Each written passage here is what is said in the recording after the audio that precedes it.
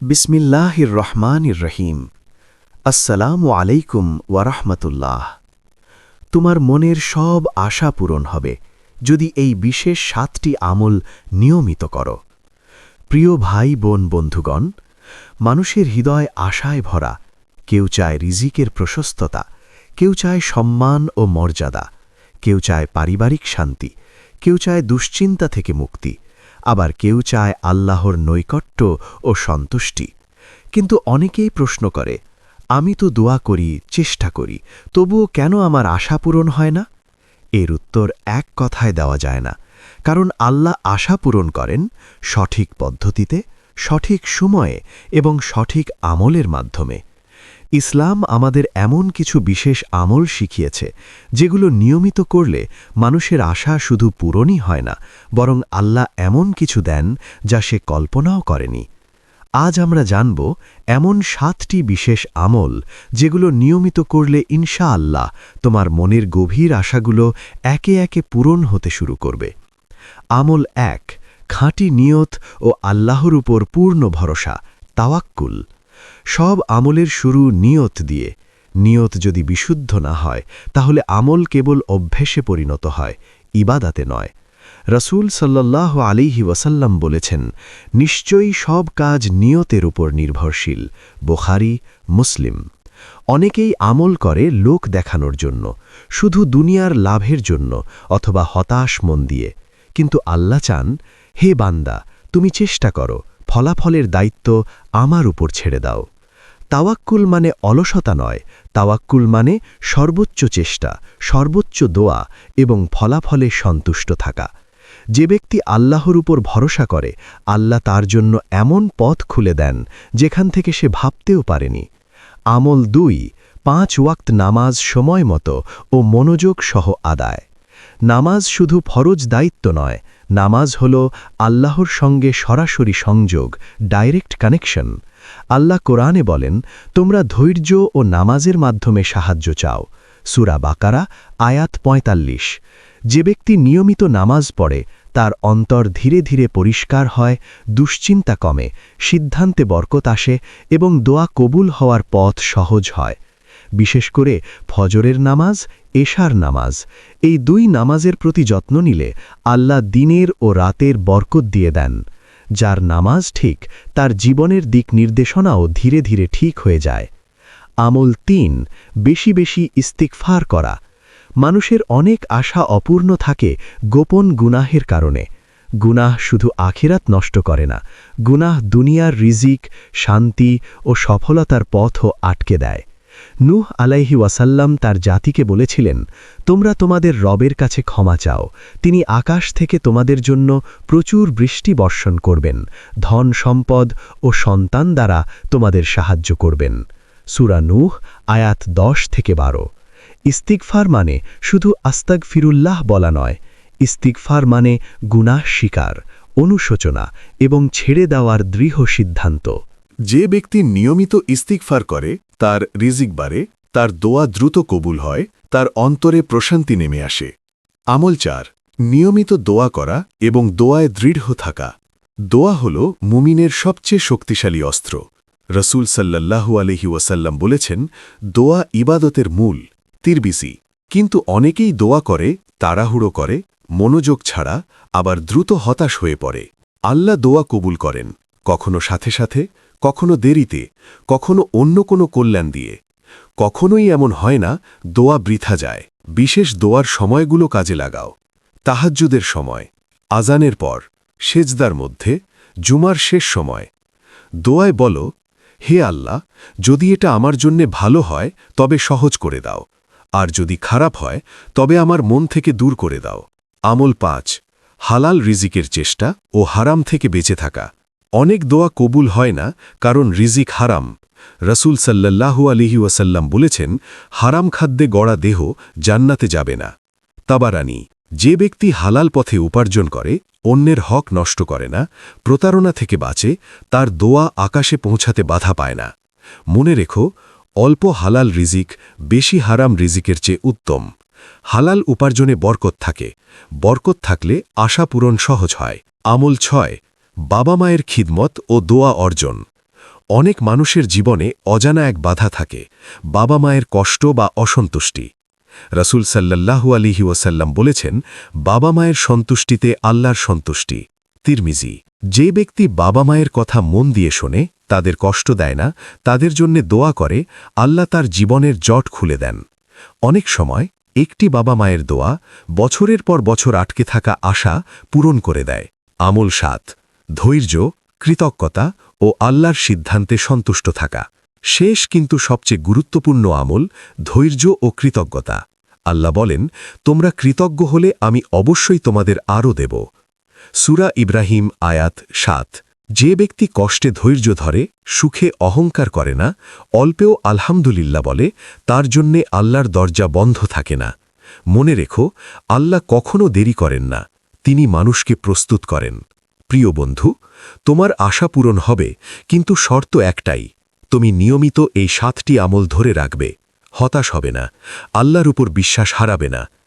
আজ যে আশা অপূর্ণ, হয়তো সেটাই তোমার সবচেয়ে বড় নিয়ামত হয়ে আসছে।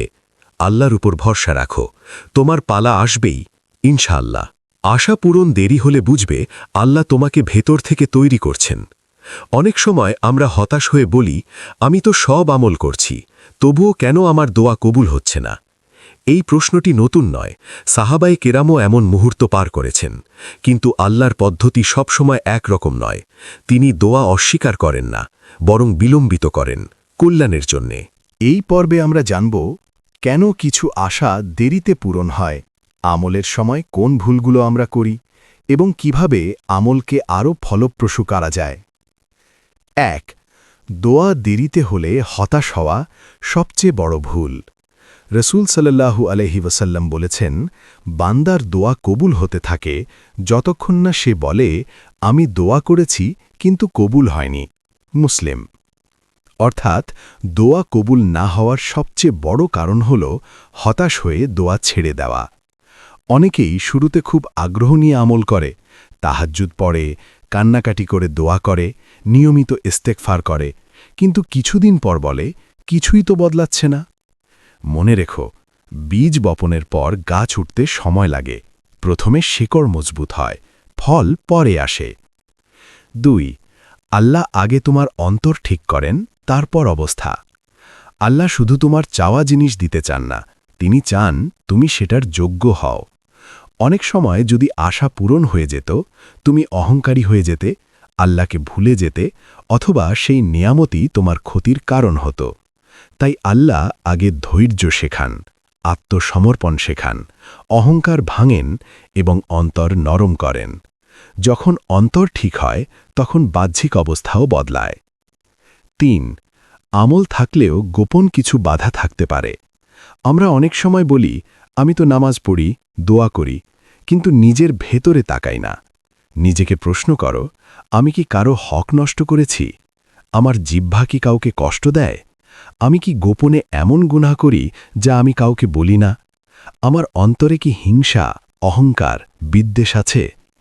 এই গোপন রোগগুলো আমলের ফল নষ্ট করে দেয়।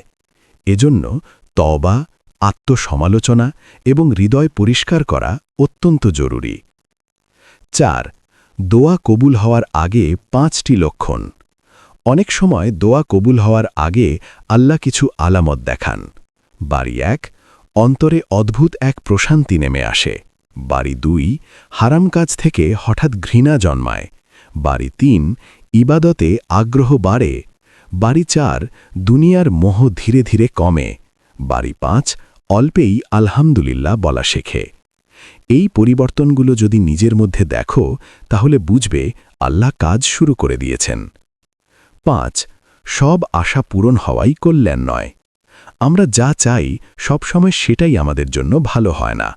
আল্লাহ বলেন, তোমরা এমন কিছু চাও যা তোমাদের জন্য অকল্যাণকর, অথচ তোমরা জানো না। সূরা বাকারা আয়াত ২১৬। অনেক সময় যে সম্পর্ক তুমি চেয়েছিলে তা তোমাকে ধ্বংস করত, যে চাকরি তুমি চেয়েছিলে তা তোমার ঈমান দুর্বল করত, যে টাকা তুমি চেয়েছিলে তা তোমাকে গুনাহে ডুবিয়ে দিত। তাই আল্লাহ যদি কিছু না দেন, সেটাও রহমত। ৬. আশা পূরণ হওয়ার আগে আল্লাহ ৩টি পরীক্ষা নেন। আল্লাহ সাধারণত আশা পূরণ হওয়ার আগে পরীক্ষা নেন, ধৈর্যের পরীক্ষা, বিশ্বাসের পরীক্ষা, কৃতজ্ঞতার পরীক্ষা। এই পরীক্ষায় যে টিকে যায় তার জন্য দরজা খুলে যায়। ৭. আমলকে জীবনের অংশ বানাও, দরকারের সময় নয়।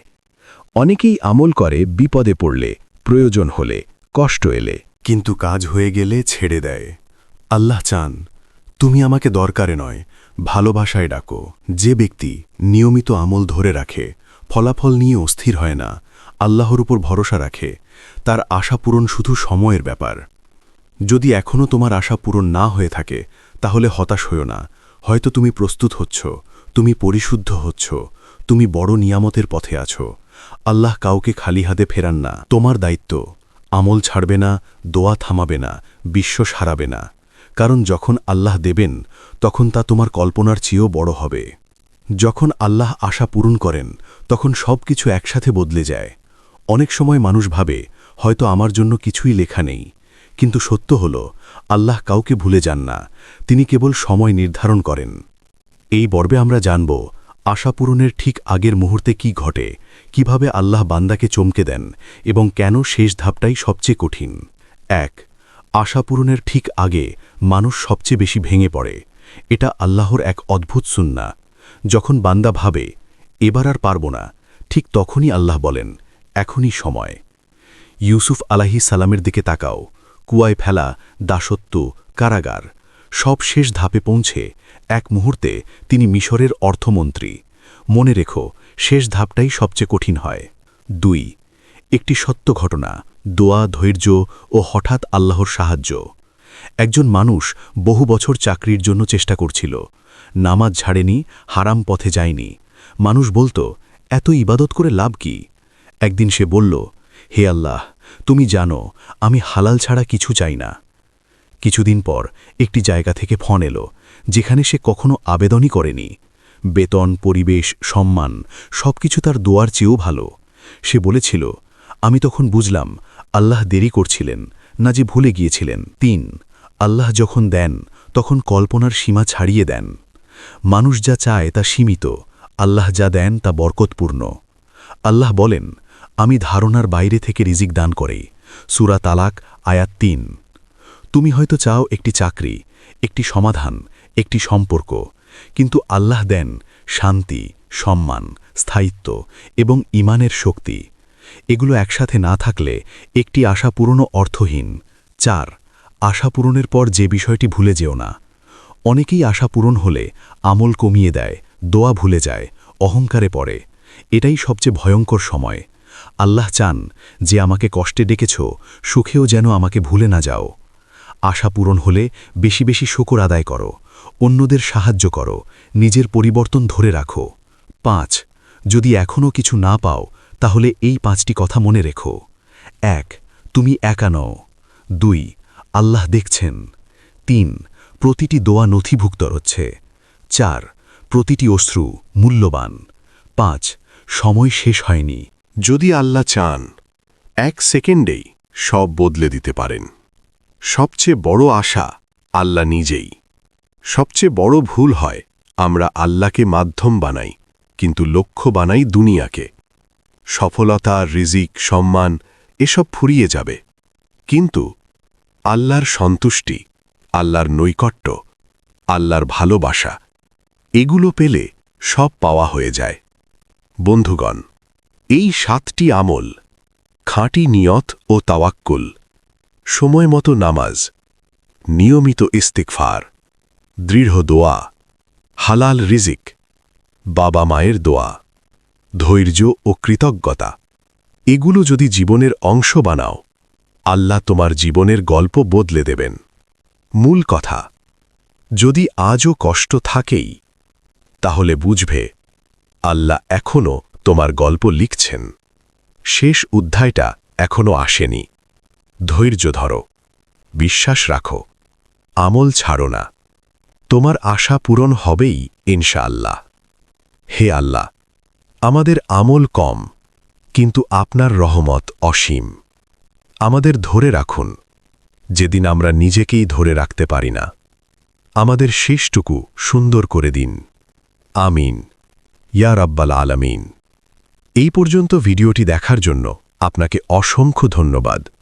ভালো লাগলে লাইক, শেয়ার এবং ফলো দিয়ে উৎসাহিত করবেন এবং সাবস্ক্রাইব করে পাশে থাকবেন, যাতে এই ধরনের ভিডিও আপনাদের কাছে পৌঁছে দিতে পারি এবং এই রকম ভিডিও দেখে আমাদের অন্তরাত্মাকে পরিশুদ্ধ করতে পারি।